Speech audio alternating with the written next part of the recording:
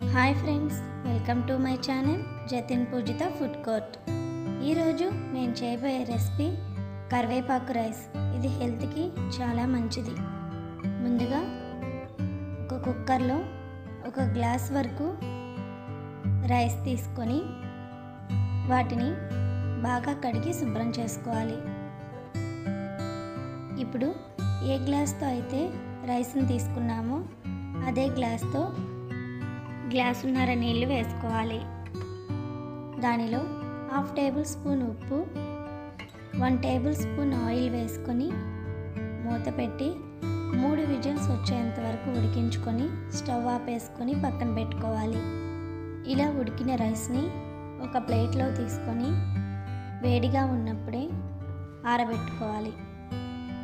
ఇలా రైస్లో నూనె, ఉప్పు వేసి ఉడికించడం వల్ల ఉండలు కట్టకుండా పొడి పొడిగా ఉంటుంది. ఇప్పుడు స్టవ్ వెలిగించుకొని పాన్ పెట్టుకొని దానిలో 2 టేబుల్ స్పూన్స్ ఆయిల్ వేసుకోవాలి. ఆయిల్ వేడైన తర్వాత 2 టేబుల్ స్పూన్స్ పచ్చిపప్పు, 2 టేబుల్ స్పూన్స్ మినపప్పు, 2 టేబుల్ స్పూన్స్ కందిపప్పు, 1 టేబుల్ స్పూన్ ధనియాలు, 1/2 టేబుల్ స్పూన్ మిరియాలు వేసుకొని 1 టేబుల్ స్పూన్ జీలకర్ర వేసుకొని ఫ్రై చేసుకోవాలి. వీటిని లో ఫ్లేమ్లో పెట్టుకొని మాడిపోకుండా ఫ్రై చేసుకోవాలి. ఇప్పుడు కారానికి సరిపడా ఎండుమిర్చిని వేసుకొని ఫ్రై చేసుకోవాలి. నేనైతే ఒక 5 ఎండుమిర్చిని వేసుకొని ఫ్రై చేసుకుంటున్నాను.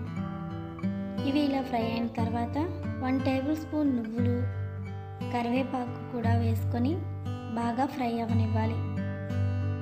ఇప్పుడు దానిలోనే కొద్దిగా చింతపండు కూడా వేసుకొని ఫ్రై చేసుకోవాలి.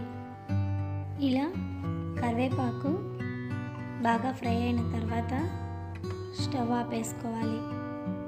ఇప్పుడు వీటిని కొంచెం సేపు చల్లార్చుకోవాలి. చల్లారకుండా వేడి మీద గ్రైండ్ చేసుకుంటే ముద్దలా అయిపోతుంది. అందుకని చల్లారిన తర్వాత గ్రైండ్ చేసుకోవాలి. ఇవి చల్లారిన తర్వాత ఒక మిక్సీ జార్ తీసుకొని దానిలో వేసుకొని గ్రైండ్ చేసుకోవాలి. మరీ మెత్తగా కాకుండా ఇలా బరకగా గ్రైండ్ చేసి పక్కన పెట్టుకోవాలి. ఈ పొడి ఇడ్లీలోకి, రైస్లోకి కూడా చాలా బాగుంటుంది. ఇప్పుడు స్టవ్ వెలిగించి పాన్ పెట్టుకొని 2 టేబుల్ స్పూన్ ఆయిల్ వేసుకోవాలి. ఆయిల్ వేడైన తర్వాత పల్లీలను వేసుకొని ఫ్రై చేసుకోవాలి. ఇప్పుడు దానిలోనే 1 టేబుల్ స్పూన్ పచ్చిపప్పు, 1 టేబుల్ స్పూన్ మినపప్పు వేసుకొని ఫ్రై చేసుకోవాలి. ఇవి ఇలా ఫ్రై అయిన తర్వాత 2 ఎండుమిర్చిని కూడా వేసుకొని ఫ్రై చేసుకోవాలి. తర్వాత 1/2 టేబుల్ స్పూన్ జీలకర్ర, 1/2 టేబుల్ స్పూన్ ఆవాలు వేసుకొని ఫ్రై అవ్వనివ్వాలి. ఇవి ఇలా ఫ్రై అయిన తర్వాత ఇంగువ, కరివేపాకు వేసుకొని ఫ్రై చేసుకోవాలి. తర్వాత మనం ముందుగా గ్రైండ్ చేసి పెట్టుకున్న కరివేపాకు పొడి, రుచికి సరిపడినంత ఉప్పు వేసుకొని ఒకసారి కలుపుకొని స్టవ్ ఆపేసుకోవాలి. ఇప్పుడు మనం ముందుగా ఉడికించి పెట్టుకున్న రైస్లో ఈ మిశ్రమాన్ని వేసుకొని రైస్ మొత్తం బాగా కలిసేలాగా కలుపుకోవాలి. ఇలా పిల్లల లంచ్ బాక్స్లోకి చేసి పెడితే చాలా ఇష్టంగా తింటారు. మనం విడిగా కరివేపాకు వేస్తే తీసి పక్కన పెట్టేస్తారు.